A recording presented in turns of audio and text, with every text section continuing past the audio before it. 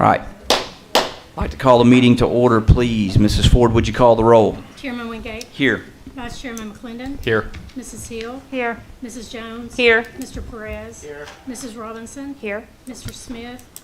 Mrs. Thurman. Here. Mr. Walker. Here. Mr. Macon. Interim Superintendent Dr. Towns. Here.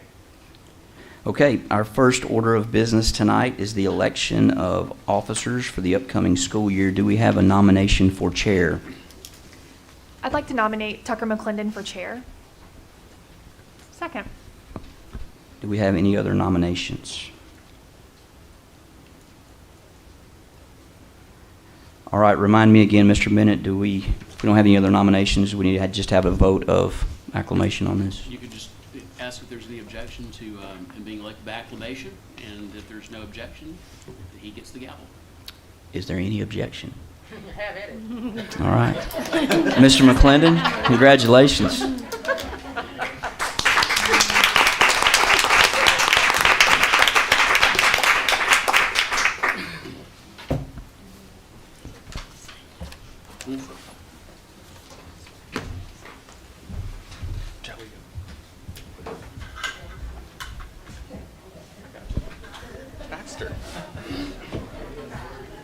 And congratulations to you too, Joe. Yes, thank you, Joe, for your leadership the past, I think, 3 years now. With that, any nominations for vice chair? I'd like to nominate Tiffany Robinson. Second.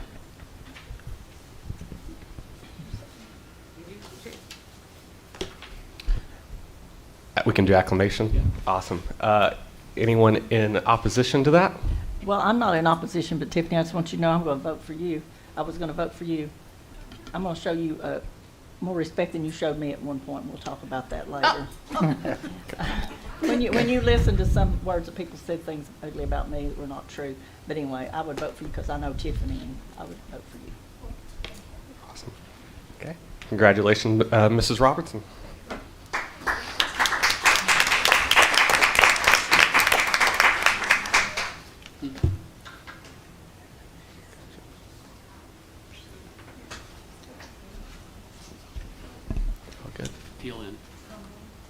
TLN.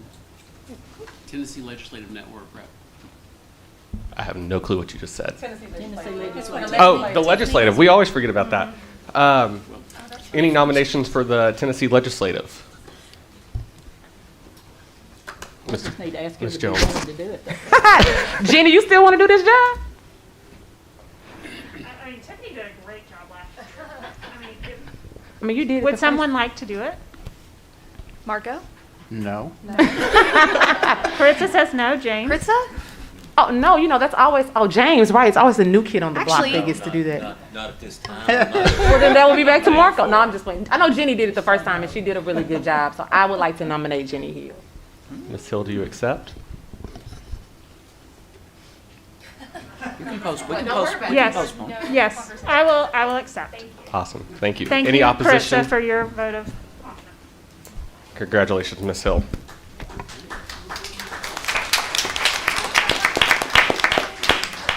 Okay, moving on.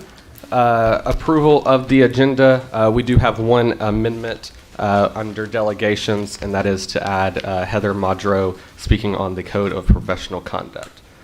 Do I have a motion to approve the agenda? So moved. Second? Ms. Ford? Mrs. Hill. yes. Mrs. Jones. Yes. Mr. McClendon. Yes. Mr. Perez. Yes. Mrs. Robinson. Yes. Mrs. Thurman. Yes. Mr. Walker. Yes. Mr. Wingate. Yes. Awesome. Moving on, we have no executive session. We'll move on to our pledge to the flag and meditation, led by Juan Moreno of a proud District 8 school in Eastridge High School.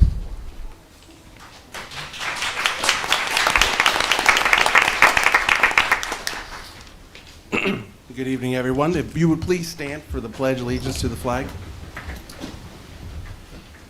Ready? Salute. Pledge.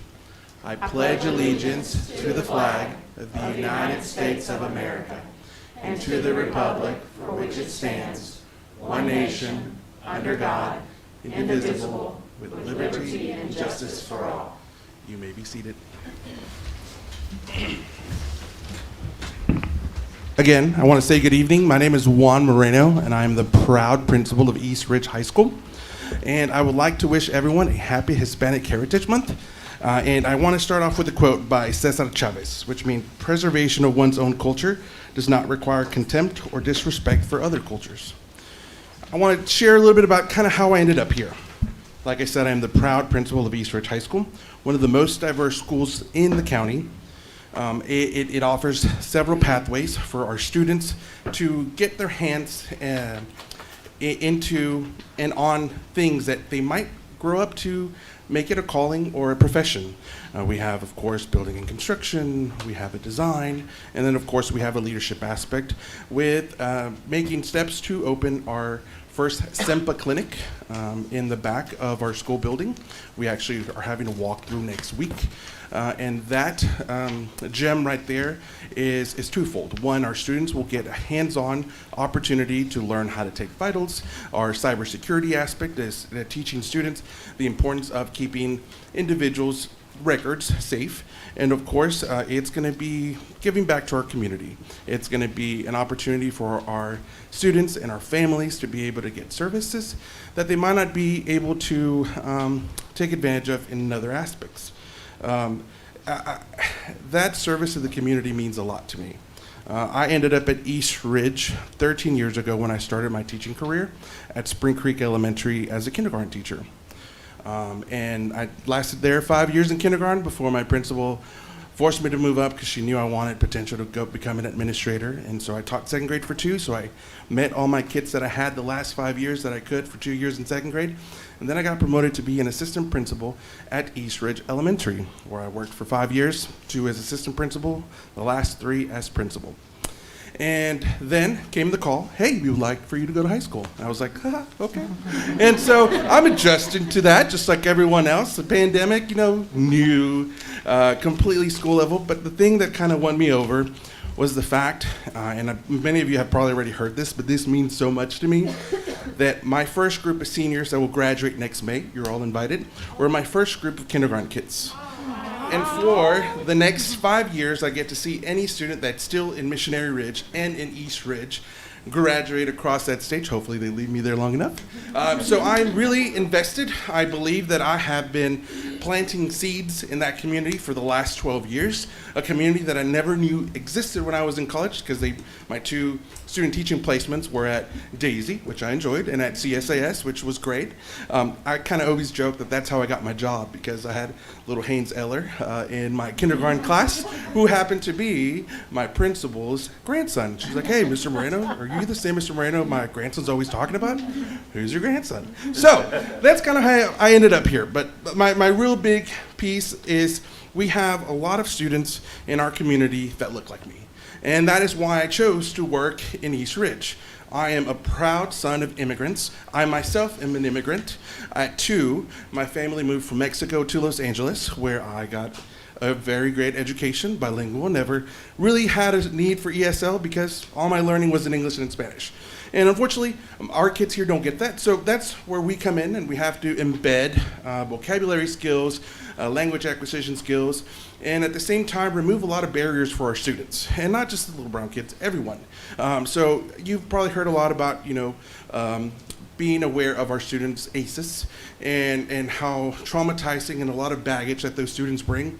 I was one of those kids. One of the reasons we left Los Angeles, I was in the middle of 2 drive-by shootings once. My dad and I were walking just to return a video to a video store, and there was a drive-by shooting. So we were in an alley for a good 30 minutes till it cleared. During summer camp, my mom was picking me up. We were taking just transportation, the bus, back to Linwood, where we had moved for a better life, of course. And 2 gentlemen got into a fight. They ended up pepper spraying everyone on the bus because they had a disagreement, and my mom sheltered my brother and my heads. And so that kind of stuck with you. And so that was kind of like the last straw, plus the gangs were getting a little bit rough, and my brother was starting kindergarten. And so my parents made the drastic decision to move us to Nashville, where my dad had a younger brother, and we moved to Nashville in the late 90s. At that point in time, my brother, who was in kindergarten, ended up in a school that didn't have kindergarten. So for the next several years in his life, I saw the difference I saw the difference in him and the shortcomings and the struggles he had because they didn't have kindergarten and they put him in first grade. So he was held back 2 years. And that's when I realized, wow, you've always wanted to be a teacher because you had teachers that poured into you, that built you up, that gave you a community, that gave you that safety away from everything you were growing up in, and built you up and gave you that aspirations that you could be whatever you want to be. And then we moved to Nashville and I saw the deficits that my brother had. And so that's when I'm like, okay, yeah, you're meant to be a teacher. I didn't want anyone to struggle like my brother did. And I wanted to make a difference. And so I did. I went to UTC, graduated, and then I took my first job, and that's where I saw a lot of little brown kids that looked at you, and you're like, wow, you're a male, you can speak Spanish, and you're teaching me. So the fact that that reaction, I still get it in high school, I think I'm doing an all right job if they still look at me that way, like, you speak Spanish, you're my principal, you look like me. So to me, that makes a big difference, and that is the reason why I ended up there, and I'm staying there, and I'm very proud to be up here, not only to speak for them, to give them a better chance to remove those barriers for those kids, because it creates a lot of opportunity. And those kids will be the ones taking care of us. Those leaders will be the ones that in the future will be making the decisions that will impact our future lives and those that come after us. If you know anything about me, I'm very superstitious. I don't know, maybe it's the Hispanic side, maybe it's the paranoia in me. But I'm always a big believer that the bad things in life and the good things in life kind of lead you where you're at now. And it's that growth mindset that if it wouldn't have been for all those ACEs moments or that drive-by shooting, those things, the gangs getting bad, I wouldn't have ended up where I'm at. If it wouldn't have been for my brother struggling, probably would have become a lawyer or something else. And so I'm a big believer that any opportunity we get, we learn from it, and it kind of leads us to where we are, which is why I'm here. And that being said, last year when they promoted me and asked me to go to the high school, I went to their graduation because I wanted to know how different it was to a fifth grade promotion, and it was different. But at the same time, gosh, I'm getting chills. So I went and I saw them graduate, and I knew some of those kids because I had seen them grow up. But my favorite thing was that the first valedictorian of East Ridge High School last year was Frida. And at one point in time in her speech, she turned it around and started speaking in Spanish to the families, thanking them for their sacrifice, for everything they've done to ensure that their kids were in that school that day, that they completed, that they got everything that they needed to do. And my favorite thing that it's telling you chills. She said, hey, I am Frida. I am the first Mexican valedictorian in East Ridge history, but I will not be the last. And that just stuck with me because I'm like, ooh, you're the first Mexican Hispanic principal of East Ridge High School. So I'm going to recycle that next May, you're invited. But no, it just kind of stuck with me, and it reassured me that I made the right decision. I made the right decision not only to follow those kiddos, but also to continue to stay in Chattanooga, because trust me, the Hispanic mother came out of her, she's like, you need to move back to Nashville. I was like, no, I'm not. So I'm proud that I've called Chattanooga home since 2004. This is my home. This is where I've built a community, and this is where I've sowed those seeds that hopefully will continue to flourish once I'm out of here, once I'm not here, once I'm still here, once we're all gone. And I think that's the legacy that as educators, as advocates for education, is our duty. So to finish off, I'm almost done, sorry. I wanted to find a poem that I remember reading this poem. It just stuck with me a while back ago, and I was able to find it. It is by Alberto Rios, who is a poet laureate of Arizona, and he wrote it back in the 50s or 60s. But when you look back at one of the interviews he had, he explains that he wrote it in dedication to teachers because they have, and educators because they have an important job. And it's called When Given Is All We Have. We give because someone gave to us. We give because nobody gave to us. We give because giving has changed us. We give because giving could have changed us. We have been better for it. We have been wounded by it. Giving has many faces.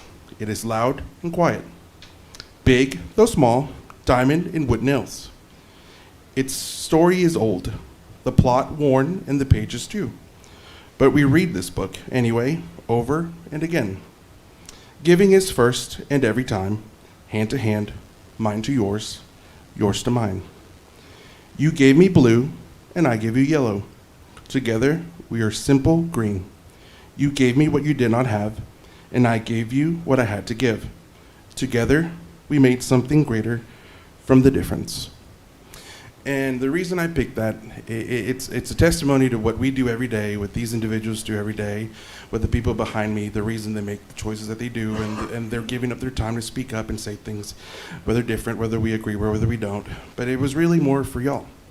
While you do represent a different section of Chattanooga, in the long run, you're making decisions for the future generation of Chattanoogans, future generation of students, the future Fridas, the future Juan Morenos. And I thank you for what you do, because it's not an easy job. I can only imagine the criticism that you get, the times that people celebrate you are great, but then it also comes with a lot of challenges.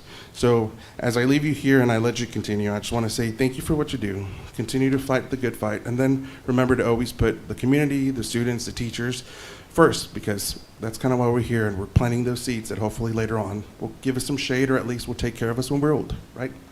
Thank you.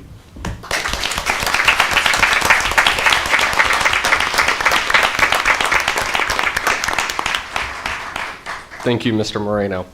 Moving on to our exemplars of excellence, we'll have Miss Elaine Harper with our Sell Creek High School Bassmasters winners.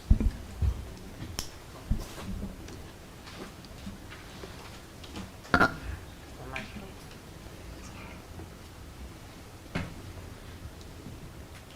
right, thank you.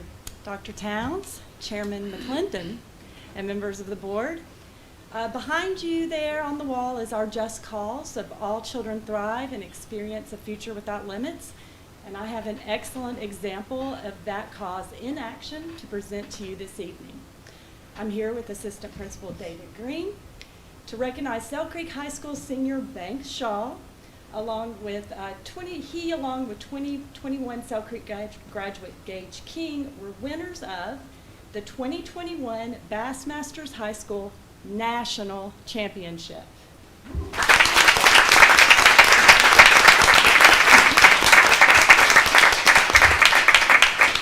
This is the first national championship for a high school team from Tennessee. And to make it even sweeter, it was on their home lake of Chickamauga. Aw. So I understand that Gage and Banks eat, sleep, and breathe fishing, and this dedication paid off for them in a big way.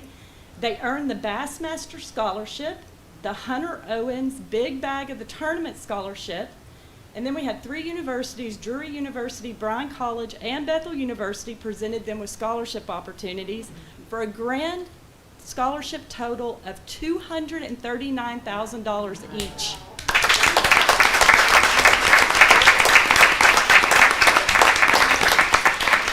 So Gage is currently attending Tennessee Tech and majoring in wildlife management, appropriate.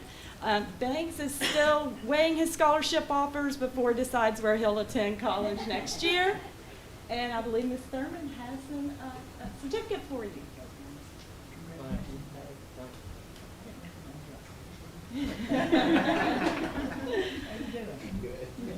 So, and we have some treats for you as well. And did you see the trophy? Is that not It's really nice.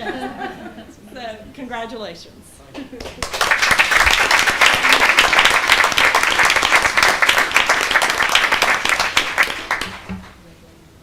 Congratulations. We'll now have Dr. Neely Parker with the resignation of our reward schools and exiting priority schools. Interim Superintendent Dr. Towns and Chairman Tucker McClendon. So welcome to the board, or welcome to the position. There are almost no words to describe the year that we experienced last year, and to be able to stand here before you and know who's standing behind me, it's remarkable what our leaders endured and accomplished last year. So tonight, it is my distinct honor to recognize the following schools for attaining and achieving reward school status. And so I do want to go ahead and let you know there were a couple of folks that couldn't make it tonight. They had a PTA meeting that was already on the schedule. But I would like to ask our leaders to come forward. We would like to present you with a kind of like a plaque as well as a certificate. So, again, it's my honor. I'll call your names at this time. So, representing Allen Elementary and Ms. Brown, the principal, they had a PTA meeting tonight. She let us know early. Representing Alpine Crest is Miss Ashley Cross, principal.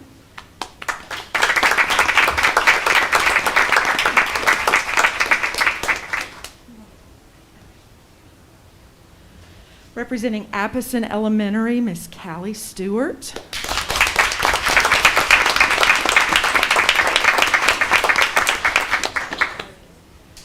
Representing Chattanooga High School CCA, I believe we have Funny.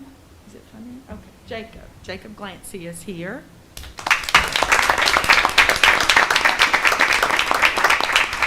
CSAS Lower School, Miss Funny Moore.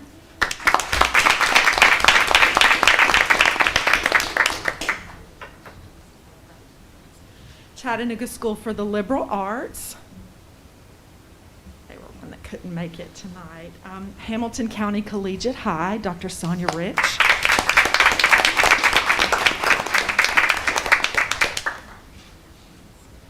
Lookout Mountain Elementary School, Miss Ruth White.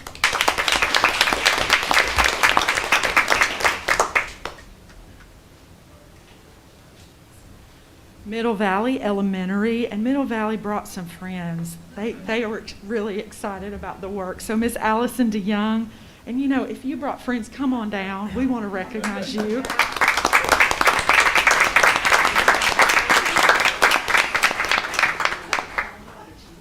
That's right. She brought her instructional team. They all worked really hard on that. She said one is too small a number to make this happen. They all came on board.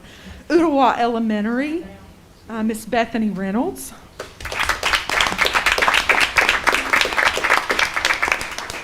STEM School, Dr. Tony Donan.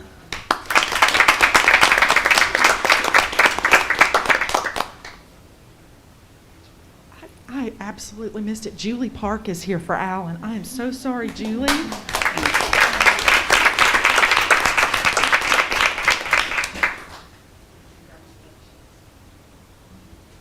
Let's see, Thrasher Elementary.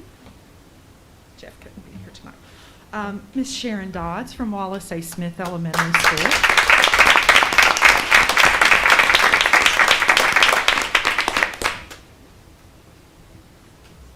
I want to just be absolutely sure I didn't miss anybody back there. All right.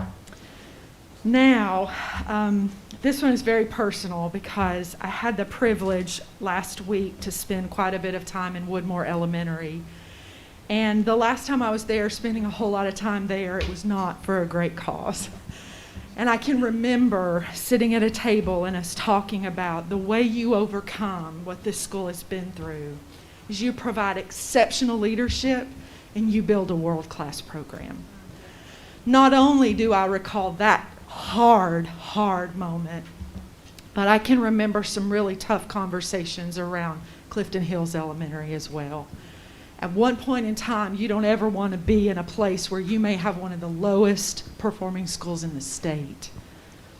But today, standing here, overcoming incredible odds, we are privileged to have two leaders representing two schools that have overcome the unspeakable. And I ask you, walk through their schools, because I left Woodmore last week and the first thing I said exiting the door is, this is not the same place for children. Leadership matters. The teaching, the focus, the instruction that these two schools have today is remarkable.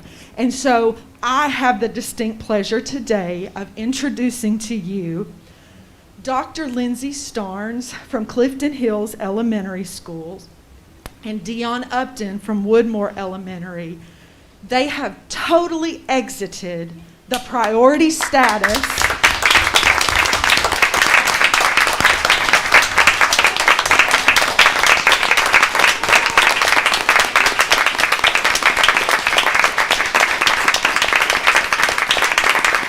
And when we talk about every child and every teacher deserves excellence, I'm so honored to let them greet you and say something to you tonight about that work. So Dr. Starnes, we'll start with you and then Ms. Upton. Thank you so much. It's really been a journey. And I think sometimes you forget, where you came from. I remember taking the job. Justin was a part of that, but he didn't ever tell me that it was one of the lowest performing schools in the state. We did tell you were the right person. But it has truly been just a team effort of everybody believing that our kids can do it. It doesn't matter. I mean, we're over 70% Latino, but everybody has bought in, and the community has bought in that our kids can achieve. But it's truly been a team effort, and it's the teachers.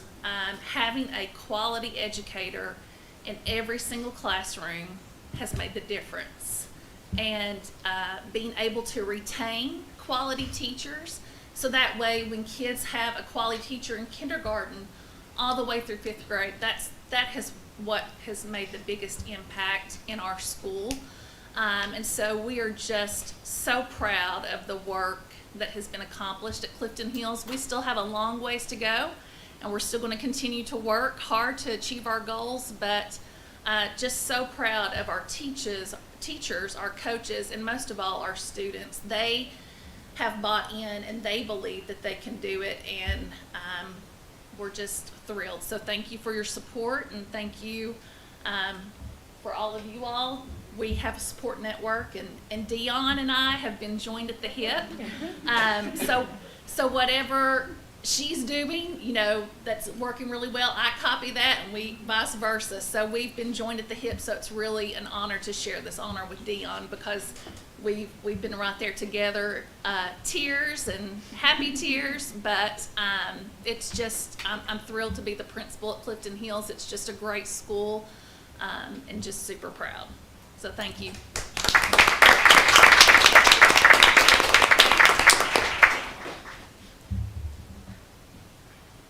Good evening. So as Lindsay said, it's been a long journey, and I've been telling everybody it's been a long time coming. There have been many tears, several, challenges that the teachers, the staff, coaches, my admin team, they've been right there with us. But we're excited to be here. When I was offered the position, Justin, the conversation was a little different, because of, what happened with the accident back in 2016. So the conversation was a little different. We had conversations about, the approach going in, that we'd have to come in, with kids' gloves initially, but my boss at the time kept telling me just work on the culture and climate. Get the right supports in place for the teachers, for the students, and everything else will fall into place, and that absolutely has happened. We got the culture, the climate right. We got the right teachers in front of our kids. We retained those teachers. We've been pouring into them, providing leadership opportunities for them. They believe in our kids. They're committed to our kids. And we finally made it. So I feel like we're definitely the epitome of all children thrive and experience a future without limits. So we're proud of our students, our staff, our teachers, our coaches. And this is just a great place to be. And, we're going to keep thriving and continue growing. So thank you. I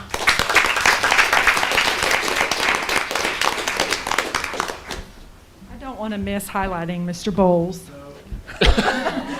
He's a part of the team for CSAS, so thank you, Mr. Bowles, for your leadership. Thank you, everyone. Ms. Jones.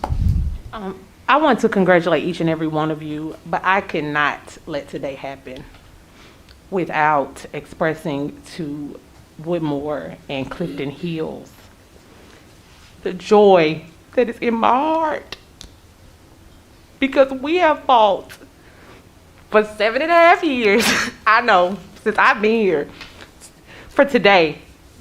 Well, not for today, but for the last week when they told us, week before last, whatever the day was. I was so excited I couldn't contain myself. When Dr. Towns called me, my baby was sleeping. I ran out the house into the yard like, Miss Hartel, you did it.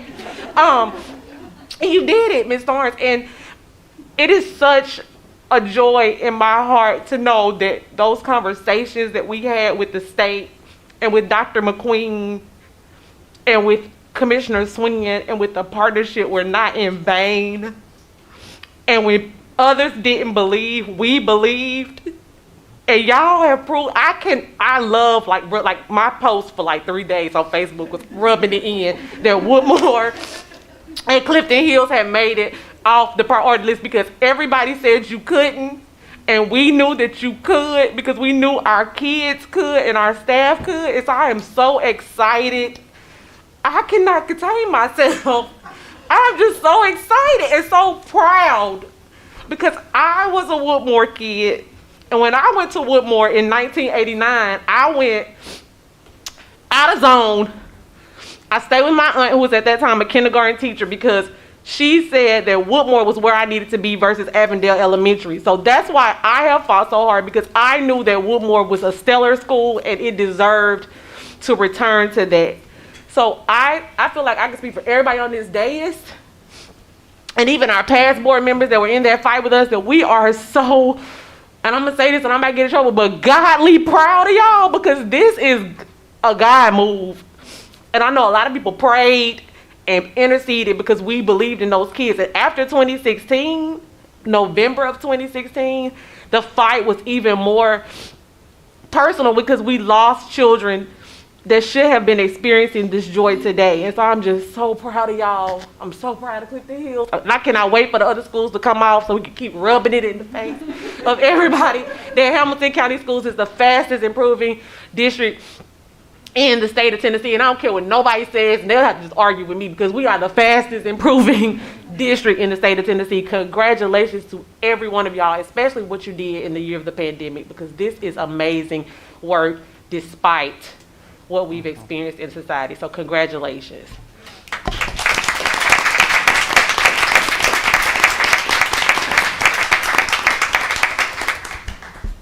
Thank y'all so much and congratulations.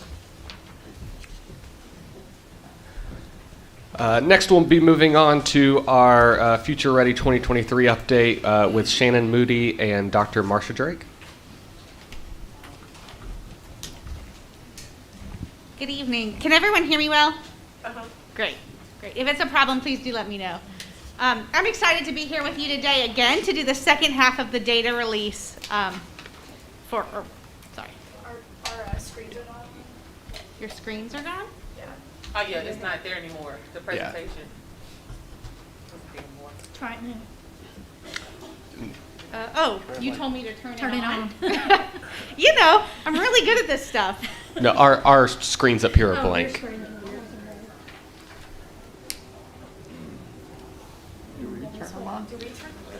they're on. Yeah, they're on. They're on. They have green lights. But they're not saying anything.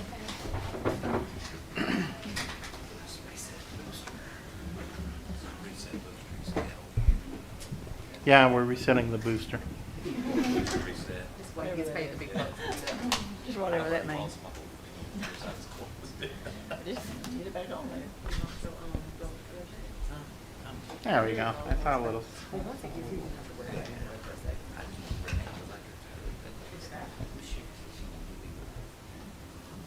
There we go.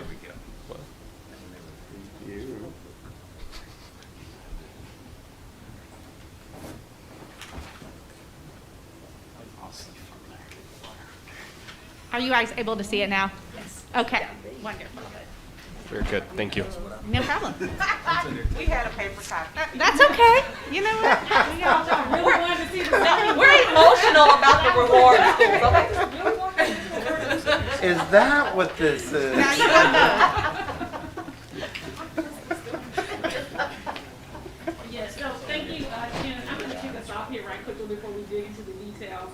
As we've been highlighting, we are really focused on all children thriving and experience a future without limits. And we are very proud of the results that we had last year and happy to be sharing with you all in this presentation not only the achievement data, but our growth data, and then we're really going to dig into, with Dr. Drake, the work that we're doing around closing the opportunity gap and not missing out on the urgency that we have around that. This is the board's mission that you all have for us, that we want to create pathways to bright futures for all means all, students in Hamilton County, and that our role is to make sure that we equip our students with the skills, knowledge, and supports they need to realize their full potential, which is the true definition of educational equity, that every child, each and every child, reaches his or her full potential. We'd like to remind the board of the retreat that you had a few years ago and the dreams and goals that you had for Hamilton County schools. And we think the big one of these is around being the fastest improving district, and we think we'll continue to share evidence that we remain the fastest improving school district based on the great work of our teachers and our leaders, even as we navigate a pandemic. And our Future Ready 2023 goals, these big 5 action areas, are what we continue to focus on. Of course, accelerating student achievement is at the center of that. And then we have all of the other action areas that support our work towards improving student outcomes. So with that, I'm going to hand it over to Shannon to walk us through the achievement and growth data. Thank you, Shannon. Great. So I just wanted to start with a very quick recap of the achievement data we spoke about last month and we looked at together.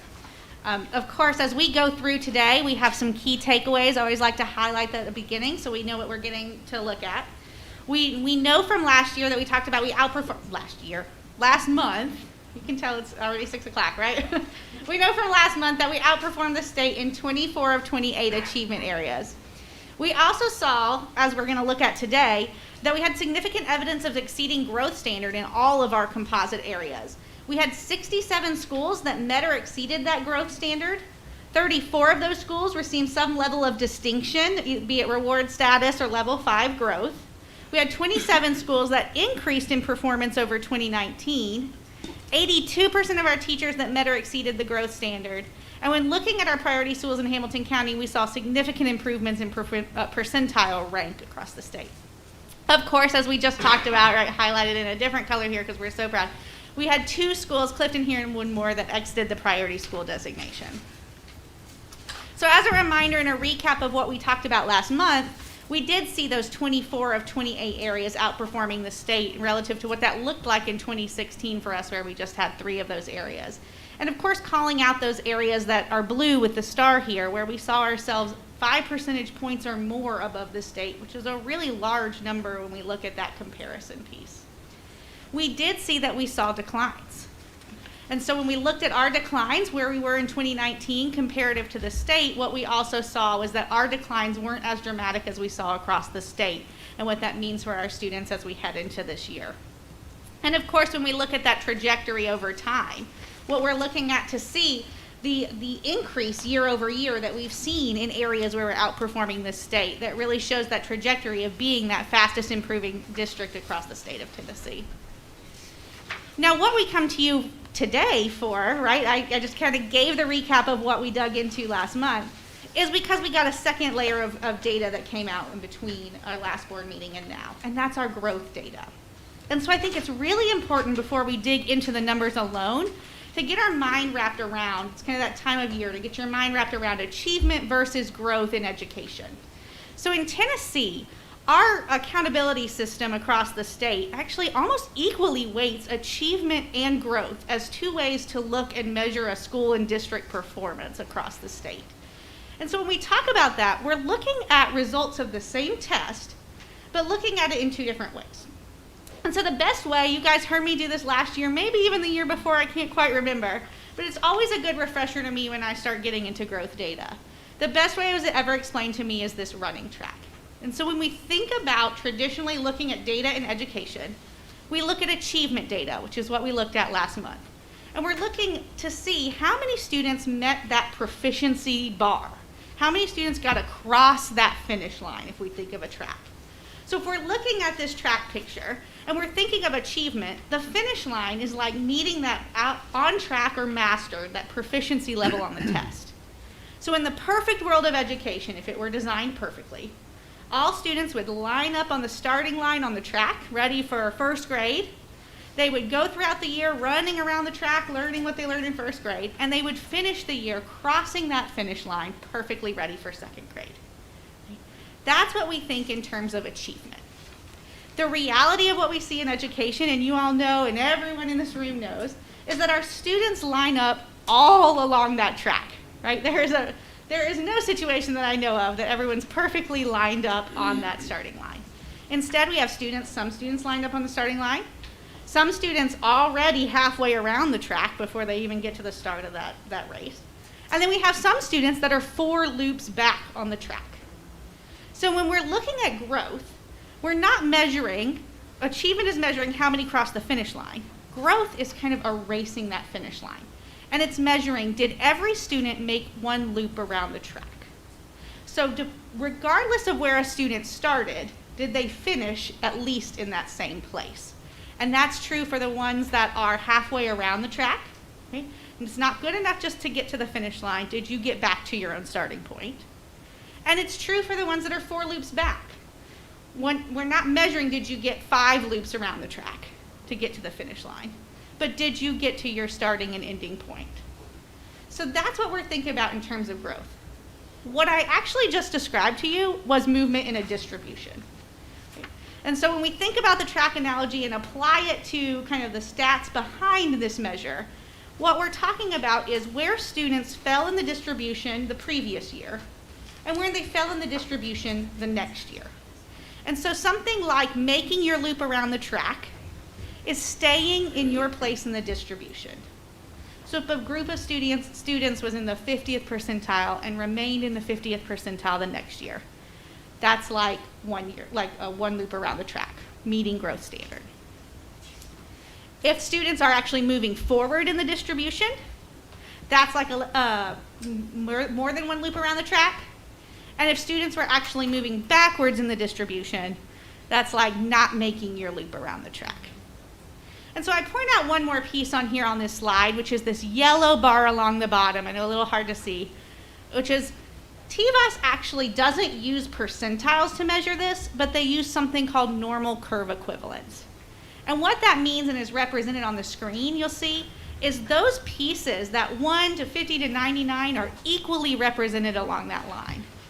And that equal representation there means that it is equally the same to move, even if you are in the lower distribution, the higher distribution, or the middle distribution. Anywhere along that line, there's the same amount of movement between spaces, so it's measuring that equally among all students. So TVAS looks at, it measures in things of level 1 to level 5. That's what we start to hear when we hear about TVAS growth and what's put out there. Level 1 or 2 being where you didn't quite make that loop around the track or you moved backwards in the distribution. Level 3 being you stayed in the same place in the distribution or that 1 loop around the track. And level 4 and 5 being you made more than 1 loop around the track or moved forward in that distribution. Okay. So we're really looking for things like level 3, 4, or 5 to know that our students are at least maintaining their place in the distribution, if not moving forward. So we've talked about that in terms of individual kids and where they are on the track. What their growth measure does, what TVAS actually does for us, is it measures groups of students. So here in this example we see, right, that there's a group of students and where they ended in the previous year, and a group of students and where they ended at the end of that school year. And there are some students, like the green box represented here, that moved forward in that distribution. There are also some students within that group that moved backwards in that distribution. But the group as a whole moved forward. And that's why when we call outpacing the state, or moving forward in the distribution, level 5 TVAS, 4 or 5. Same is here true for a graphical representation of maintained. Students kind of moved all around within that group, but the group itself kind of held its place in the distribution from 1 year to the next. Or of course, I think y'all are following with me now, the right side of the screen, right? Again, students may have moved around within that group, but as a whole, the group of students actually moved back in the distribution or fell behind. So what I lead to here that I think is really important as we look at these two pieces of data together is how growth and proficiency play into each other, growth and achievement. So if we use this representation and look at the dotted line as proficiency, or as that finish line if we were thinking about the track, we can see that students that are underneath proficiency, right, a group of students that never made it to proficiency, can still outpace their peers. They can also maintain in the distribution, and they can fall behind. And the same is true if you're over that proficiency mark. If your group of students is actually mostly proficient, you can still outpace your peers in the distribution. You can still maintain, hold your ground, and you can still fall behind while being mostly proficient. So I say all that to lead us into our data. And what we have here is 2016-17. Just to kind of go back and see what we had. We were looking at in 2016-17 that most of our students across every measured area, other than looking across the board what stands out in literacy, were not making that loop around the track, or were falling behind in the distribution of their peers. Right? We were seeing that actually move backwards in the distribution in most areas. In 17-18, we saw this start to change a little bit, but we still saw a lot of that movement backwards in things like numeracy or math, and then in our high school subjects. In 18-19, right, which is the year that we last looked at, we saw a dramatically different scenario when the data came back, where all of our students were at least maintaining, groups of students, if not almost every one of them, exceeding or outpacing their peers across the state, moving forward in that distribution. And of course, here in 2021, you actually can't get any better than this. Right? In every measured area, we see that there's significant evidence that every group of students were outpacing their peers in the distribution. And so, of course, what that means, right? When we see that level 5, when we see that 5 across the board, it means that every group of students measured was moving forward. That group as a whole was moving forward in that distribution and outpacing others across the state. So we see this with subjects levels, right? We see the vast majority of our subject levels fell when they did subject piece in that level 5 significant evidence of outpacing. We see many in 4 and at least 3 of maintaining where they were in the previous assessment. We do see a few areas that were falling behind their peers in that distribution, which kind of aligned to what we were seeing in our achievement data of places we went to work on, particular to middle grades, math and science, areas that were popping out to us. But we see this pattern of improvement. So this is one I love to take a look at because I think it starts to really show the shift that we may be seeing in Hamilton County schools. When we look back all the way to 14-15 up until 18-19, our past 2 years in 2021, the shift, the system change that may have occurred in Hamilton County schools that's allowing more of our students, instead of falling behind their peers in the distribution and getting behind, we're actually seeing our students on a trajectory, they moving up in that distribution, getting closer and closer to the places where that finish line is. Which leads us to school level growth data. So we've talked all about district level right now and what that looked like at a district place. When we take a look at our schools, we saw that 85% of our schools were actually meeting or exceeding that growth standard, that level 3, 4, or 5, the greens to the blues, right? So 85% of our schools fell in a place they were either maintaining or outpacing their peers in that distribution. What really stands out to me on this slide when you look over the past 4 measured years, right, is the difference that we see in those number of schools that are falling behind their peers. We see almost a repeat in that sense of a previous year, where regardless of all the different things we encountered since 2019, we see our schools actually maintaining that level of outpacing or holding where they were in relation to the state. Which also then leads us to our teacher level, and I wanted to turn this back over to Dr. Towns to really talk through teacher level data. So thank you, Shannon. I really want to lean into this, and we talked a little bit to the Times Free Press editorial board when we first got our data in late August. And this was a front page article. It was Sunday. It was a Sunday front page news article that the Times Free Press highlighted in 2016. And you see the headline that the district was being called out for 30% of our teachers being in the lowest level of effectiveness, that level 1, that most of our teachers, when we looked at their students, the students were falling behind in the distribution. And this article was calling out how that compared to other large districts, right? And so since that time, of course, we have really leaned into prioritizing instructional excellence. And our teams have focused on making sure that teachers have the tools, resources, and supports they need to support students in high level of learning. What I didn't like about this is it seemed to feel like it blamed the teachers, when in fact, it's our responsibility, all of us, to make sure that we equip our teachers with what they need to be able to support our students to high level of learning. And so let's compare and contrast that with where we are now. Next slide, Shannon. We saw that red, right, where the Times Free Press was calling out in 2016-17, that red box, 27% of teachers, 17-18, it was 21% of teachers.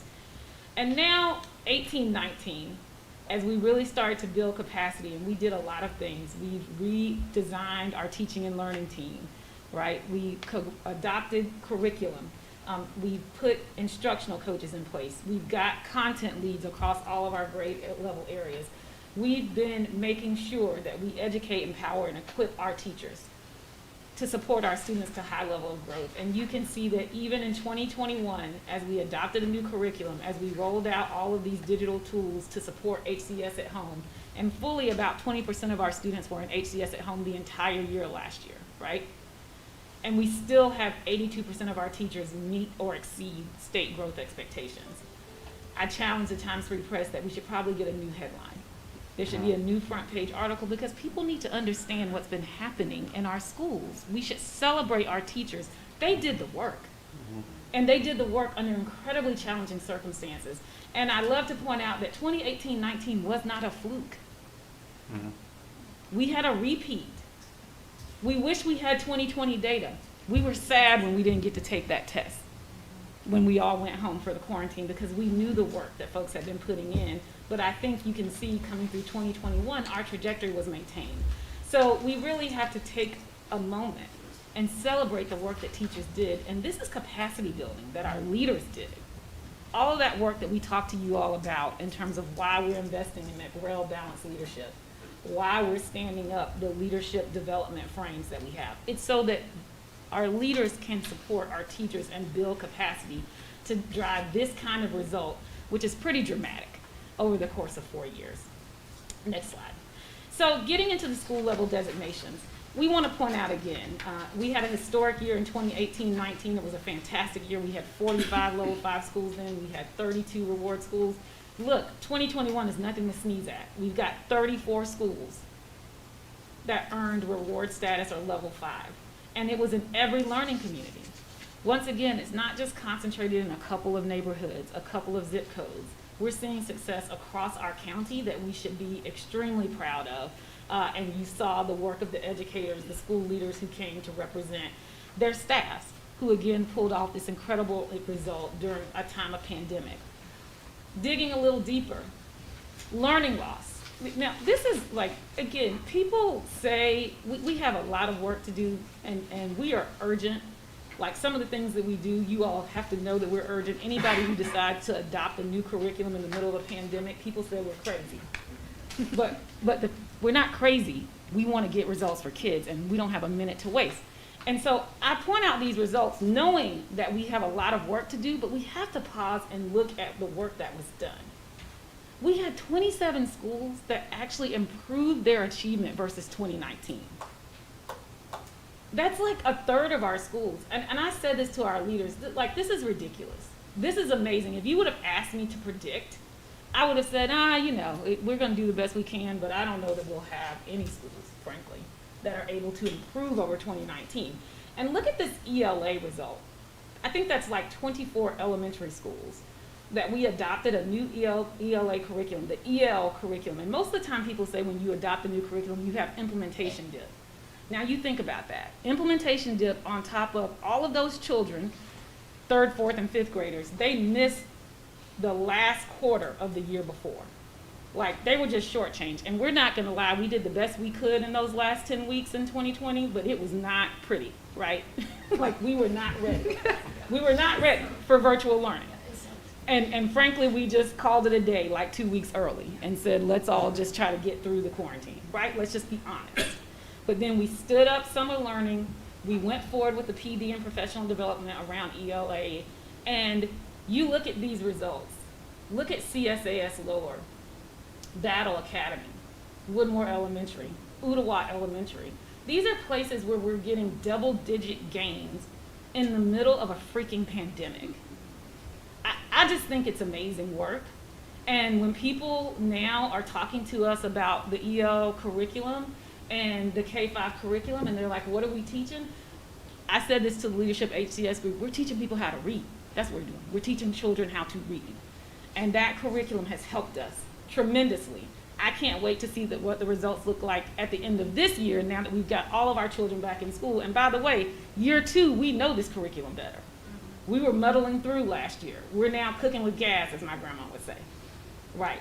That we know the curriculum. So moving on, we want to talk about the priority schools. You've heard the story of Woodmore and Clifton Hills, but we like to remind people that 20 years ago, it's the same schools. We've been struggling with the same schools, high poverty areas where we have a lot of challenges in the community that we're really charging our school leaders and our teachers to overcome those risk factors for kids. And so when we look at our priority schools, on the right-hand side, the table shows our 2017-2018 ranking for priority schools. And the way that you are named a priority school is that you have to be in the bottom 5%, the 5th percentile or below. That means that 95% of the schools in the state are better than you are, right? And there's 2 groups. There's a K-8 category and a 9-12 high school category. And you look at that 2017-18 and you see what the ranks were of our schools. And this is the ranking from the bottom, y'all. So Clifton Hills went from 23 to 440. Yes. What Ms. Robinson said was Clifton Hills went from 23 to 444. That's right. In terms of the ranking of the schools. We have 8 of 9 of our priority schools that if we ran that list today, they're above the 5th percentile and they would be off the list. We can't wait until they run that list next year. We've got 6 of the 8 schools who aren't even close. They're not even what we call cusp schools. They're above the 10th percentile. And again, we have a lot of work to do. I am an academic press person. I want all of our kids to meet proficiency because I know what that means for them. But along the way, we have to acknowledge the work that has been done here and how we are now outpacing Clifton Hills and Woodmore Elementary. Moving to the next slide. They're better than 1/3 of the schools in the state. When you talk about worst to first, I mean, are you kidding? In 4 years, they go from being the 5th percentile to now they're better than fully 1/3 of the schools in the state. Knowing what we know about all the challenges of the families and the communities that they serve, there really should be a parade, honestly, that we should throw for what has happened here. And it's been the work of the teachers, and it's the leaders, and it's everything that they said. People have been believing in the work, and folks have been really focused on how do we align our resources, support the teachers and the school leaders, build the wraparound supports for kids. These strategies are working, and it's where we need to continue to invest.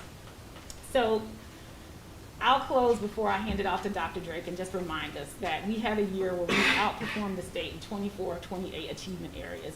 And this isn't because we look demographically different from the state. We actually have more challenges. When you look at, we have more kids living in poverty, we have more English learners, we have a more diverse school district, and yet we managed to outperform the state in 24 of 28 achievement areas. We managed to achieve level 5 growth in 20 of 20 composite areas. We ran the table, 20 of 20. That is what our team did. That's what our teachers did. That's what our parents and families and communities helped us to do last year. We have 67 schools that met the growth standard. That was up from 66 actually in 2018-19. And our future ready 2023 goal that we thought we wouldn't get to until 2023 was only 63 schools. So we beat that 2 years ago and we've maintained it. We have 34 schools that were levels of distinction, 27 schools that actually improved achievement, learning loss ? They actually improved achievement over 2019. We had 82% of our teachers that met or exceeded growth. All of our priority schools, 8 of 9, have moved to be above the 5th percentile. 2 schools exited. That's the year that we had.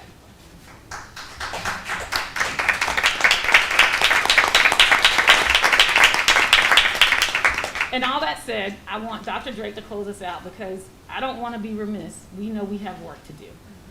Opportunity gaps, meeting our Future Ready 2023 goals, we're on to the next level of the work, and that's to make sure that we're supporting all kids. Dr. Drake.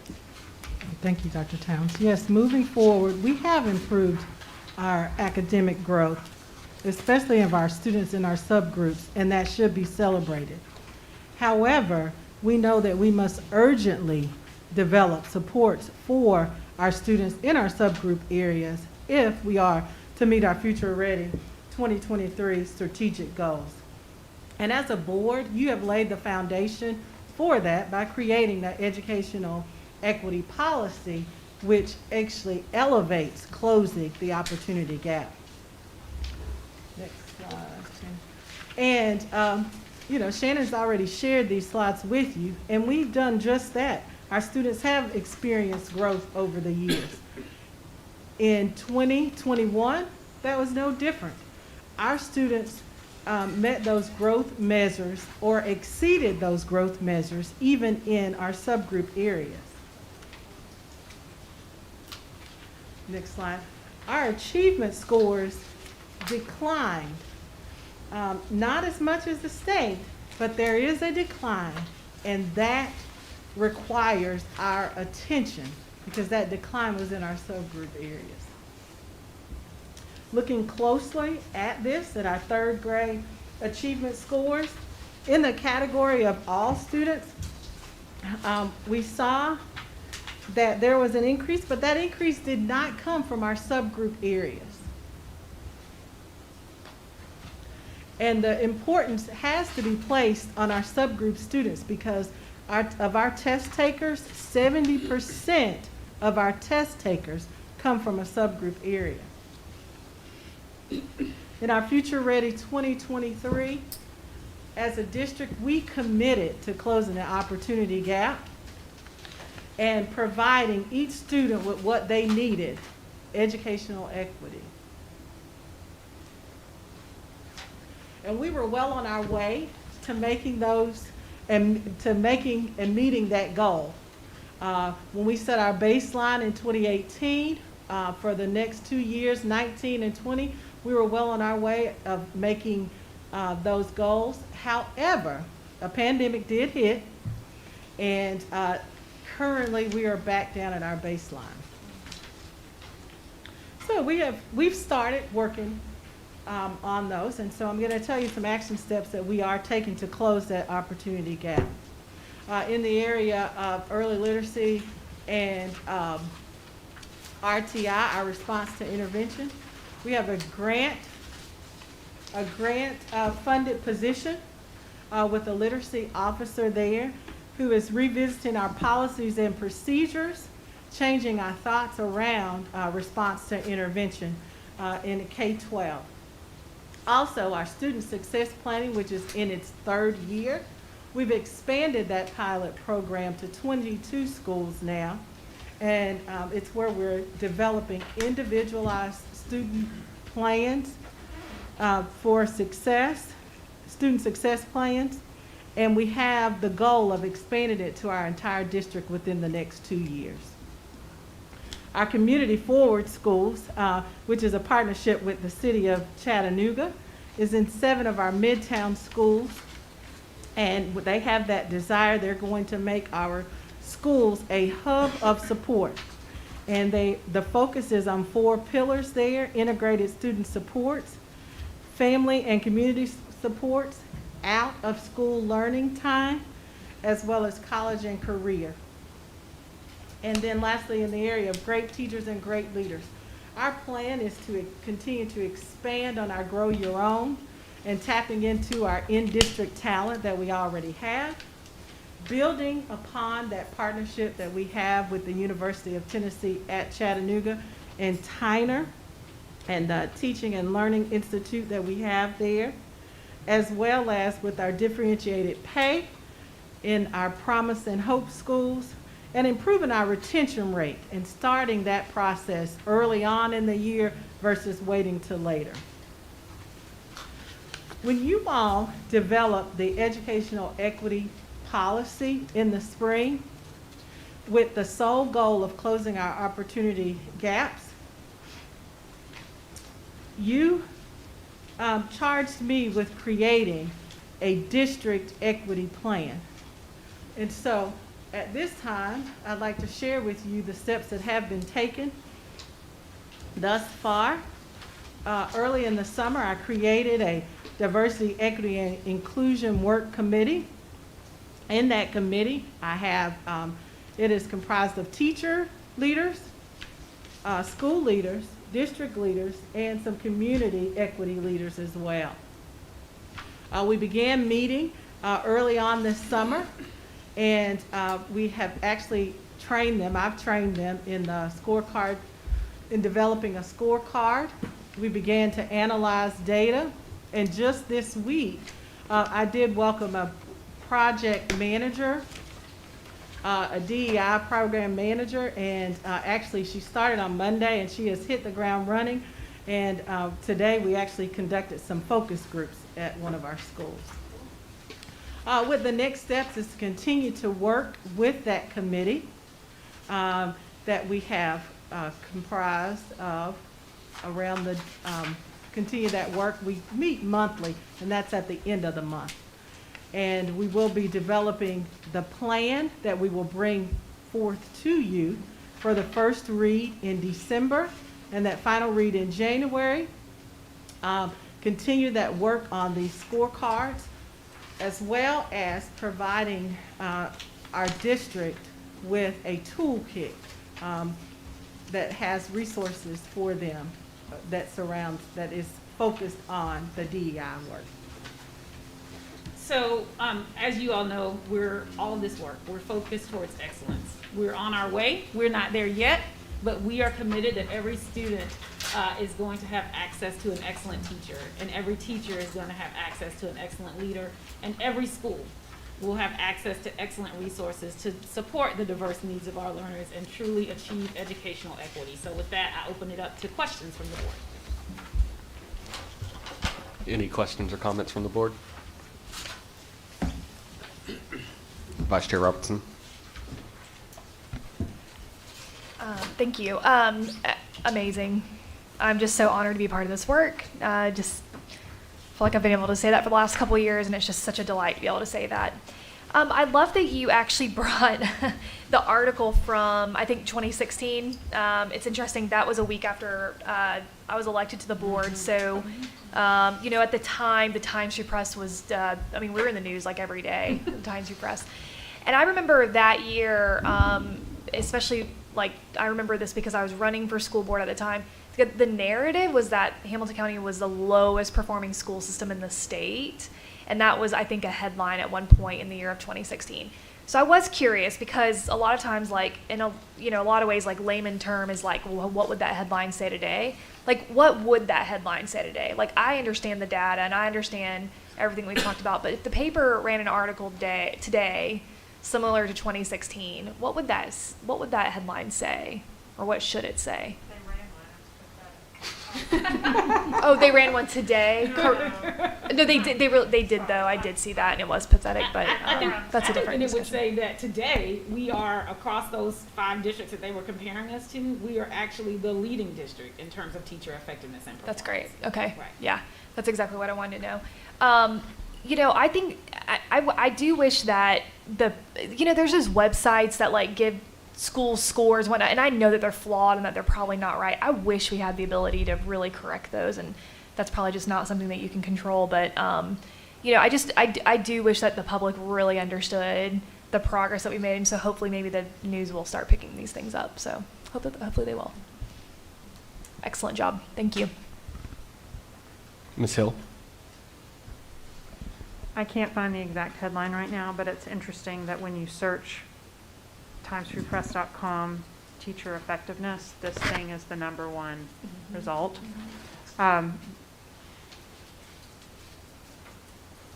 They build you up just to cut you down.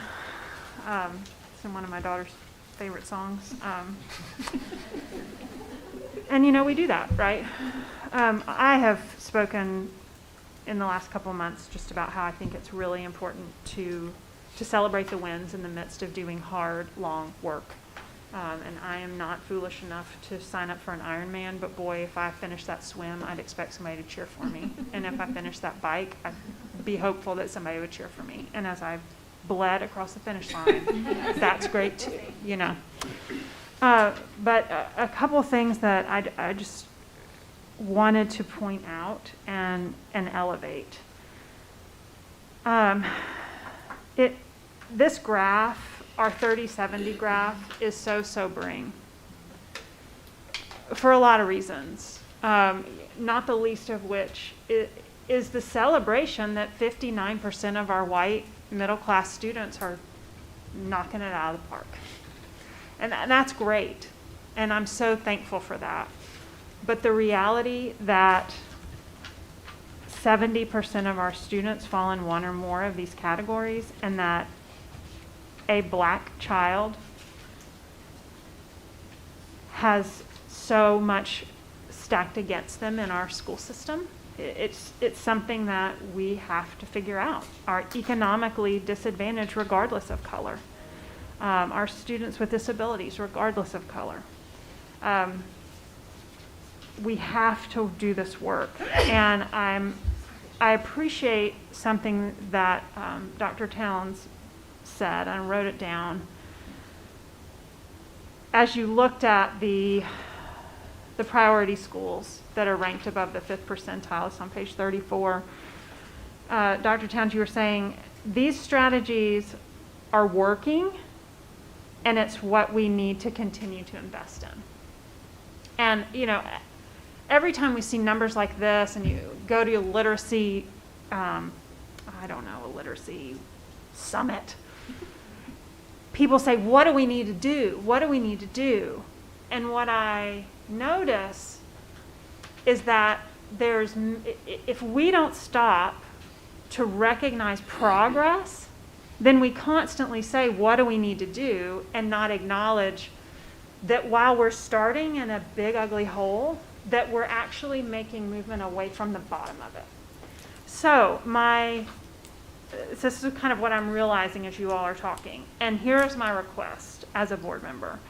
You all have done a great job of continually putting it in front of us what we're here for, and what our goals are and what Future Ready is about. And then you show us these Post-it notes from a retreat. I now know. Can you please start showing us these 4 steps every time, so that then when you bring me the EL curriculum and I say, gosh, I've talked to my principals and they're really worried about doing this in a pandemic, that you can say, Jenny, let's look at quadrant number 3. Remember what you said, we're going to invest in the things that are working. This is working. It's hard. And it would just help me, and maybe would help my colleagues, to continually know we are beginning to crack the code of moving students forward, and what we're going to need is consistent investment and commitment to doing that hard work, and not getting distracted, because it's certainly easy to find the little squirrel and chase after it. And our strategic plan has helped us stay focused, but when it comes to next year's budget and us looking at it, this is what I feel like we ought to be comparing it to. So please put this in our face time and again, so that we all remember this is the page we need to be on, and that helps us stay on it. Thank you. Vice Chair Robinson. Yeah, Jenny's comments made me think of a question. With the state now seeing this type of progress, are we receiving any type of new feedback from the state as far as how they'll help us with these subgroups? Any new, is there just anything kind of trickling out there that might be something new, or some type of new support or resources? Just curious if anything's kind of bubbling up that Yeah, and I'll let Dr. Parker talk a little bit about this. There's and we're gonna have an update from Dr. Parker's team on in October. But the literacy act that they passed in the special call session in January, a lot of that work has rolled out. The Reading 360 work, we took I think almost 800 elementary teachers through that training this summer. We're continuing to make sure that we get the rest of our elementary teachers trained, and that's really around the foundational literacy skills, things like phonics, phonemic awareness. We have been connected into a grant opportunity, the Connected Literacy Grant, where we are now going to have tutors that help support our kids through a partnership with the University of Tennessee at Chattanooga, and the Urban League is helping us facilitate that.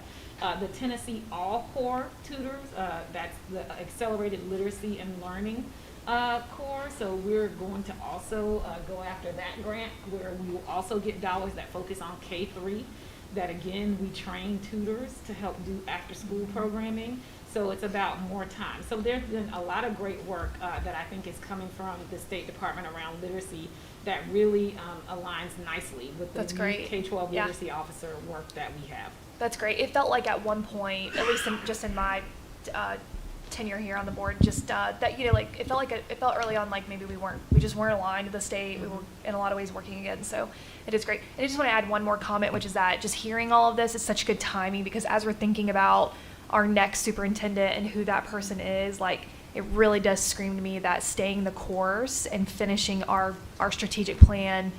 And obviously building off of it is so important. And so whoever the next leader is, personally, I think that's such an important factor. So just wanted to state that. I do have one question. Speaking of the ELA curriculum, were any of the schools like Battle, I can't remember, but I know some of them piloted this. Did we see, I can't remember what schools they were, and were they Battle, CSAS, Lower, Snow Hill? Did we see, like, was this a preview what we're going to see going into next year? Was Battle in the you have the list, trying to find it. Okay. I can Yeah. find it. Awesome. Anything else? I just want to say thank you all again. It's been a crazy year and everyone proved themselves, so thank you very much. Awesome. Yeah, thank you all. We will now move ahead to our delegations. Rebecca Howard and Heather Modro, if you would put your attention to Vice Chairwoman Robinson. I am a woman, yes. So if it's okay, I'll just say this. I'll just read this out once. Thank you for your interest in addressing the Hamilton County Board of Education. During your presentation, please address the board as a whole, not individual board members or administrators. Also, please do not present complaints or concerns you have about an individual employee of the school system. If you wish to voice those complaints and concerns, you should contact the central office and ask for a meeting with the superintendent, since the superintendent is responsible for individual employees. Please limit your remarks to 5 minutes. I will tell you when you have 1 minute left. And let's see, Mrs. Howard, you may approach the microphone. And I'll just signal you like this whenever you have 1 minute left. Okay, sure. I'm here to address comments made during recent board meetings, specifically the desire of some board members to adjust the amount of time the public is given for questions and statements. Ms. Ford advised that you're planning on discussing this topic further, so allow me to provide some feedback before consider adding it to any future agenda. And also let me provide some background on who I am and why I'm even at a board meeting. I attended Hamilton County Schools. My grandchild currently attends a school in Hamilton County, Sell Creek. Sell Creek. My children, my parents, my siblings, my cousins all attended schools in this county. Even my grandmother back in the 20s attended Oak Grove School in Highland Park. Last month, I received an invite from a local citizen group, remember that term, urging me to attend the school board meeting. I drove 45 minutes from Sell Creek. I learned a few things like outside parents are upset and protesting. Inside seating was limited, and some people never made it inside due to the limited space. Additionally, toward the end of the meeting, I was disappointed to hear a few members express their desire to limit the amount of time a parent would have to address this board. WDEF also published an article on August 19th titled, "Public Speaking Time Could Be Adjusted at Hamilton County Board Members board meeting to better help serve the community. I guess that was not helpful from the media, but that's what happened. This is all very concerning, and I can't sit idly by, so here I am getting involved at the local level. Over the past few weeks, I've taken the time to watch several recent board meetings. I've sent emails, made phone calls, reviewed board policy. The policy states, and this is word for word from your policy, the legal status of this board is to be an instrument of the state, and members of this board are state officers representing local citizens and the state in the management of public schools. You are servants of residents within the boundaries of the school system. Number 4 of your duties as a board member is to provide adequate and direct means of keeping the local citizenry informed about the schools and for keeping itself and the school staff informed of the needs and wishes of the public. One of your legislative responsibilities is that you're supposed to work with local citizen groups, like the one who invited me to come to a school board meeting, in acquainting them with the board's legislative priorities and seek their support. You are supposed to represent at all times the entire school community and refuse to represent special interests or partisan politics.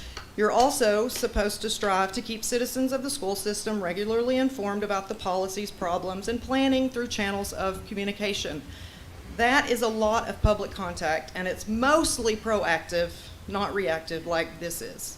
In light of these responsibilities, I would like to share that my limited observation, and I've watched quite a few board meetings over the past month, is that some of you do not enjoy dealing with the public. Some in the public who have been dealing with you for years have said that you simply aren't listening to parents. Hamilton County is a wonderful community. We want a healthy, happy school system. You are the bridge between the public and the school system. Citizens want board members who will pay attention to what is going on right in front of you and represent our districts by actively listening. We do not want members who are using this seat to push a personal agenda or use it as a fundraising mechanism for a 501c or to use it as a fast track in your political career. Rather than discussing reducing public delegation time, we ask that you please focus on your opportunity to be there for our community in a truly meaningful way. Dealing with the public can sometimes be a challenge, and you certainly need to be a special type of person to be able to navigate it. Search your heart, maybe go back and look at some of the recent board meetings on YouTube, and look at your countenance. Some of you guys look miserable whenever anything related to the public is mentioned. I understand that school board member seats in districts 3, 5, 6, 8, and 9 will be up for re-election in 2022. With all due respect, if representing the public does not bring you joy and you don't look forward to it, you should not consider running again. Thank you. Thank you. Mrs. Madro? Good evening. I wasn't quite prepared, so I actually have it on my phone. I wasn't going to speak, but some things happened this past week that I needed to be here. I want to speak again about the Code of Professional Conduct. On Monday evening, it was said that 95% of our teachers couldn't find the code, nor would they be able to understand it. That didn't sit well with me. It's insulting to the teaching profession to be told that only 5% of my coworkers would be able to find the teacher annotated code with a quick Google search. That's how I found it. I also know what it is because all of the staff must undergo annual training on the Professional Code of Conduct. I finished mine this week, and it was presented by the same legal team that said we don't understand what the code is. I wonder if the examples are even correct. In the training, it was stated that wearing a Black Lives Matter shirt is seen as a political statement, and teachers' First Amendment rights would not be protected in the workplace. It's not political. It's a social movement that our community has made political, just like wearing masks and vaccines. Again, I've done my research. I found that in July 2020, the U.S. Office of Special Counsel cleared the way for employees to support the Black Lives Movement while on duty, including wearing and displaying materials related to the cause. The U.S. Office of Special Counsel is an independent federal agency which investigates Hatch Act violations. Teachers are subject to the similar Little Hatch Act. The Hatch Act prohibits employees from participating in several partisan political activities. The council stated, the Hatch Act allows employees to engage in BLM-related activity while on duty in the workplace. They also acknowledge that the Black Lives Matter movement has become a hot-button issue. It's a hot-button issue in my school as well. Now go back to this code of conduct. What are the consequences for such infractions? This situation happened earlier in the school building, same school building. 2 teachers wore similar shirts elevating Black lives. The Black teacher was interrogated for 20 minutes after she repeatedly asked for the meeting to be stopped, and the issue was brought before HR. The white teacher was given a verbal talking to and no other questions. So yes, I will continue to stand here and use my voice to stand up for what is right. The district is already applying the code of conduct unfairly. If the new language that includes our personal lives is also included, and this policy goes through, it will become a witch hunt. Please vote no on this new policy. Improve the one we have if you want it to include all of the staff beyond just the teachers that are held to the accountable. Thank you. Thank you. I did want to initially ask if anyone had any questions for Ms. Howard, and then of course for Ms. Modro as well, before we moved on. We're okay? Or not? Thank you so much to both of you. Next, we'll move on to the board member disclaimer statement. If you need to say that, we'll start with Ms. Thurman and work our way down. Ms. Rhonda, well, there you go. Okay. I declare that I have a relative who works for the school system and that the board's vote, some of the board's votes tonight, may have an effect on my relative's employment. Even so, I hereby certify that I will cast my vote in the best interest of the school system.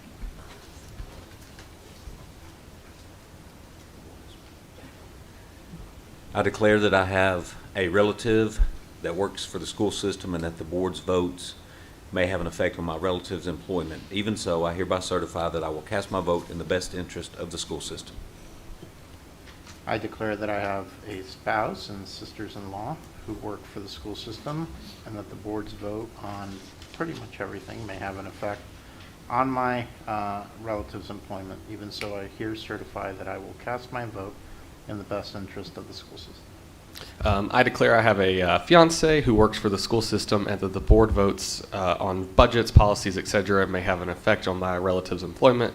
Even so, I hereby certify that I will cast my vote in the best interest of the school system. I declare that I have a relative who works for the school system and that the board's vote on budget policies, etc. may have an effect on my relative's employee. Even so, I hereby certify that I will cast my vote in the best interest of the school system.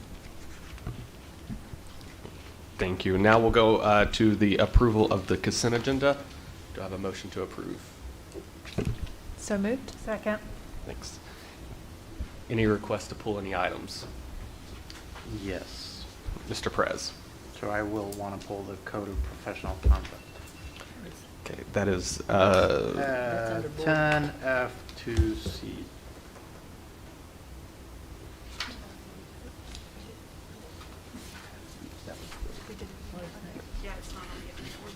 It is on the consent agenda. It is on the consent agenda. We pulled the public comment. Correct. Yeah. Correct. Yeah, that's what. Yeah. You wanted to pull public comment or? No, code of professional. Gotcha.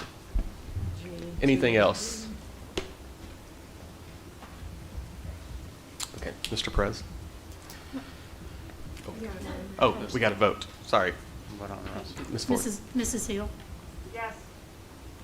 Mrs. Jones, Chairman McClendon, Yes. Mr. Perez, Yes. Mrs. Robinson, Yes. Mrs. Thurman, Yes. Mr. Walker, Yes. Mr. Wingate. Yes. Now, Mr. Perez. Okay. I mean, I discussed it on Monday. I've discussed it over the last couple of days. Thank you, Mr. Bennett, for bearing with me.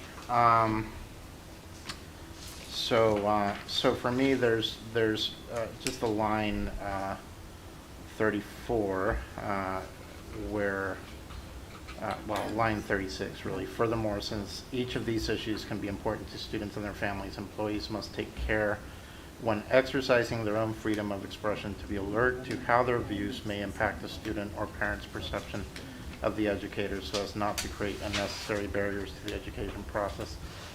I think it's that one. Yeah, no, that's fine.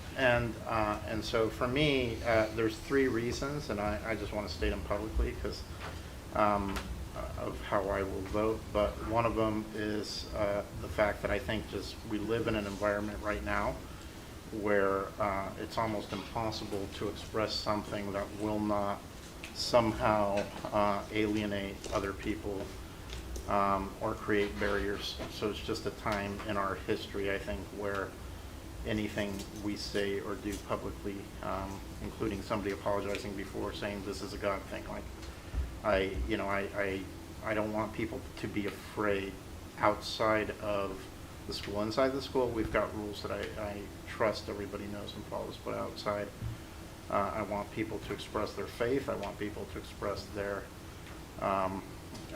even views on social movements, even if I don't agree with them. So that's one of the parts. And then the second one, I may have said 3, but I can only think of 2 right now. But the second one being, like, the question I ask myself when I look at a policy is this a policy that I would, or we, the board, would follow or have a problem following? And I think, I think many of us feel very free to express where we stand on some things that may be alienating. So that specifically there, to me, just pushes me. I think if we vote no on this, I would revisit this policy with just that line being more specific as to what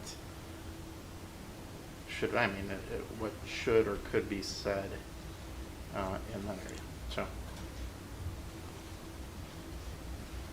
Ms. Robinson. This does seem to be a bit more of a difficult policy to really kind of wrap our arms around as a board. I mean, I've not really seen us like kind of volleyball policy the way that we have with this one, or at least not that I'm remembering. I just wonder if it would make sense to have a policy meeting. I mean, I don't know. Have we had a policy committee meeting specifically about this policy? We've just discussed it really here in like in the last couple board meetings, right? We brought it up in the very beginning of the year, and it got tabled. I don't know. If there was the desire to continue looking at this, I would support that. I think to many of the points that Mr. Perez was making. Just wanted to throw that out there. Ms. Thurman. Yes, I just wonder, is there something in the policy, Scott, that's different than has already been stated? Is there anything, you haven't added anything, it's not any more restrictive or anything? No, then I don't understand. I guess it's not any more restrictive and it's already out there. I'm not understanding what the problem is, I guess. And I think probably the administration can speak to why this kind of guidance from the board would be helpful to the administration. I mean, I can see that. I'm just wondering if there's something here that's been added that's not anywhere else already. The language I don't see it. The language is designed to be more instructive.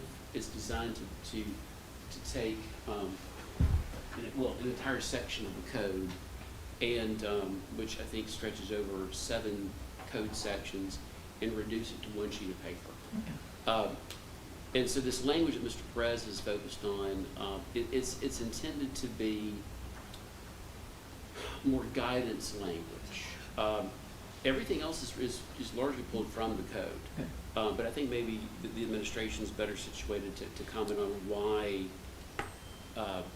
they approached us last summer.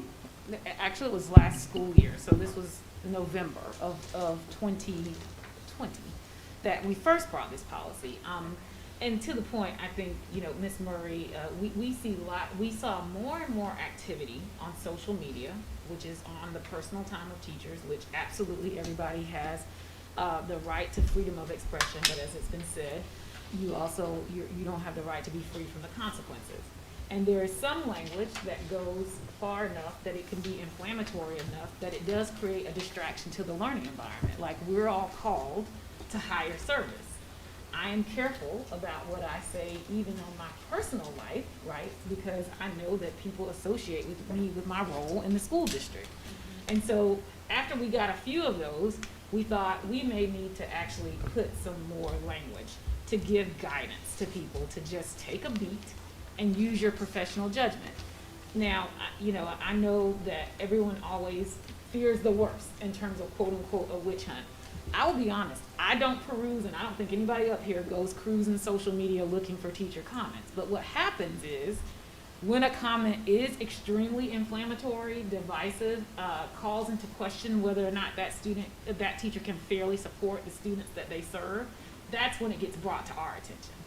We get anonymous tips. We get parents that contact us. They want to know, is this teacher really a person who can fairly, in a nurturing way that people expect, care for their child? And those are the kind of comments that we're saying, please take a beat. It is your free speech, but there will be people who see that comment, who see that conduct, who see whatever it is that you're posting, and then it's going to create an inquiry for us that typically comes from a family, a parent, who is concerned about their child who is in the care of that teacher for 6.5 hours a day, and they want to know, does this reflect how they may treat their student?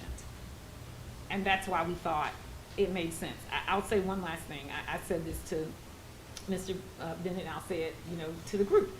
There are many things that are in statute that we also put in policy that the board feels like it's important enough to take a position on. For instance, zero tolerance offenses.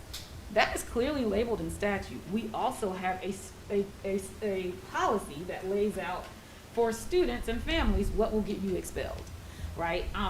We clearly define a student code of conduct, and so it feels to me balanced to say we want a professional code of conduct for the adults. And so that's where we came from, in terms of my and Dr. Johnson's conversation about this, when we had the conversation with Mr. Bennett, and it certainly isn't that we are trying to go look out and persecute people for their freedom of expression, but we just want people to be conscientious that we will get families that are sincerely concerned about what is the care of their child if you express an opinion that may single out a particular group or a particular neighborhood or a particular whatever, right, that then creates a distraction.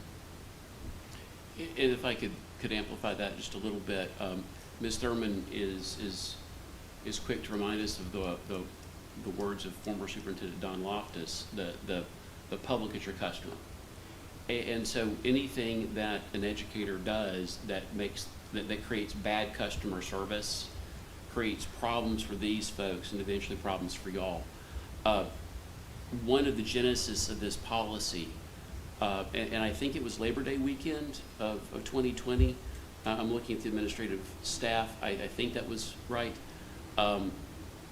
We were on a 2-hour Zoom call with 12 or 13 of us discussing a social media post that created, to put it mildly, a customer service issue. It upended a school environment. And now to Mr. Perez's point, and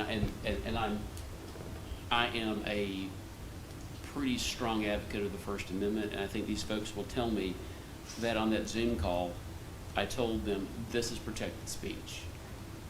And Eileen, so I am your safety net to keep them from abusing this. I made the point, this is protected speech. The response was yes, but look at the barrier it's now created for. I get that, but that's a different issue. That's a customer service issue. That's a coaching up issue. I guess my time's up. And in that conversation, I think it was Ms. Bronson who made the point, or maybe it was Dr. Johnson. One of them made the point. We need to have some tool where we can provide some guidance to the employees so that they understand that just because they have the freedom to speak out, it doesn't mean when they show up to work on Monday, there's not going to be an angry parent who wants to talk to them. And that's the reality of living in the world, a pluralistic world with differences of opinion. We protect the right to speak out on matters of public concern, but our teachers also need to understand that this is a customer service endeavor, and they have the right to speak out. They're welcome to speak out. Supreme Court said recently about First Amendment, public schools are the cradle of democracy, and it's where these ideas are nurtured. But there's a right way to nurture these ideas, and there can be some dangerous ways to nurture these ideas. I can't give you the right language for every single situation. All I can do is draft the language that I have, which I hope provides that moment of reflection. And all I can tell you is I'm available to the administration. Every time there's a question that comes up, we talk about it and we figure out what the best way is to approach it, and we take the First Amendment seriously. Ms. Murray can probably attest to the number of times I've said First Amendment. And Don Loftus said, serve your public. Serve your public. Ms. Robinson. Yeah. I couldn't remember, did the state also pass some type of policy regarding this as well? Maybe the state school board or legislation? If it's what I think you're thinking of, Ms. Robinson, the state enacted a few years ago the statutory code of ethics, and then pushed to the local school boards the obligation to train their people with regard to the standards. Mm-hmm. And so we do that. We do have a training video and such. Building level administrators are expected to follow up with that. And this is really just a further effort where the administration has felt, and now I'm certain it was Dr. Johnson, who really felt like the board needed to speak some of these principles to the administration so the administrators could say to their teachers, this is what we're talking about. It's not intended to be a gotcha, and as a matter of fact, if you look at this, there's not a penalty for this section. It's guidance. I don't know what the administration would think about this, but if a majority of the board has some real heartburn about the language what we're talking about there at line 36, it could come out. And I think you lose some of that guideline that we want to give the teachers. And Dr. Towns may say, I really would like that guideline in there to be able to coach folks up and point to, when there's a problem, there's a problem. Anything else? Do I have a motion to approve? Call for the question. We have to have a motion first. I make the motion. Second. Is that a motion to approve the policy? Motion, Mm-hmm. yes. To approve the policy. Yes. Motion to approve the policy. And then as Yeah. is. She motioned it. Ms. She Thurman seconded and it. Ms. Hill. Okay. Whenever you're ready, Ms. Yeah. Okay. Mrs. Hill? Yes. Mrs. Chairman McClendon? Yes. Mr. Perez? No. Mrs. Robinson? Yes. Mrs. Thurman? Yes. Mr. Walker? No. Mr. Wingate? Yes. Have to. Okay, that will move us to board matters. Our first matter is approval of the ESSER 3 application. Do I have a motion? So moved. Second? Any discussion, questions? Ms. Thurman? I'm sorry, I just had one. Got to turn my light on. I did have a question, and just for some people who contacted me about this, the 2 ESL teachers for $450,000. That sounded like a lot, but I think that's till 2024. Am I correct? So that's for like 3 years. I just want to clear that up with some people that questioned me about this. That is for those years and not just for 1 year, because they were thinking, my goodness, what are we paying those people? But anyway, I just wanted to clear that up. That is for 3 years. Thank you. I was going to apply for that job. Now I'm not. You can do that, yeah. Any other questions? I do have one question. There is a position in here for a Dean of Fine Arts at CCA, and I'm under the impression they already have a Dean of Fine Arts. So I think this was, I wasn't in all the conversations with Dr. Johnson, but I think that one of the dean positions got moved to an assistant principalship, an additional assistant principalship. So then we said we would backfill the dean role, at least temporarily, with ESSER funding. Okay, thank you. Okay, thank you. Ms. Ford? Mrs. Hill? Yes. Chairman McClendon? Yes. Mr. Perez? Yes. Mrs. Robinson? Yes. Mrs. Thurman? Yes. Mr. Walker? Yes. Mr. Wingate? Yes. Okay, moving on, we have the Sadi Daisy property donation request. Do I have a motion? I make that motion. Second. I'm sorry, I missed that. Ms. Thurman with the motion, and then Ms. Robinson with the second. Any discussion? Just real quick, I did have some people question me whether we were going to tear down the gym, and I said, absolutely not. We just put a new roof on that thing. No, we're not tearing it down. And that anyway, this is just for the property where the old high school used to sit, for a lot of people that don't know what we're talking about. And so this is just to move forward with the engineer's rendering of what can happen at that space. Am I Yes, correct? ma'am. And again, it's roughly 2.5 acres to the west side, I believe it is, of the gym. So it's not the entire property. Okay, all right, thank you. Ms. Ford? Mrs. Hill? Yes. Chairman McClendon? Yes. Mr. Perez? Yes. Mrs. Robinson? Yes. Mrs. Thurman? Yes. Mr. Walker? Yes. Mr. Wingate? Yes. Moving on, we have new position requests to be funded through ESSER 3 if approved by the TOD. Motion to approve? So moved. Second. Any discussion? Ms. Thurman? Yeah, just here again, this is with ESSER money, and this, hope these positions will, the people who are hired for these positions know this is just probably maybe a 1 or 2 year, whatever it ends up being with the money that we receive. Ms. Ford? Mrs. Hill? Yes. Chairman McClendon? Yes. Mr. Perez? Yes. Mrs. Robinson? Yes. Mrs. Thurman? Yes. Mr. Walker? Yes. Mr. Wingate? Yes. Okay, you all have the legal services report in your agenda. So we'll move on to events and announcements. Friday, October 8th is the end of the first quarter.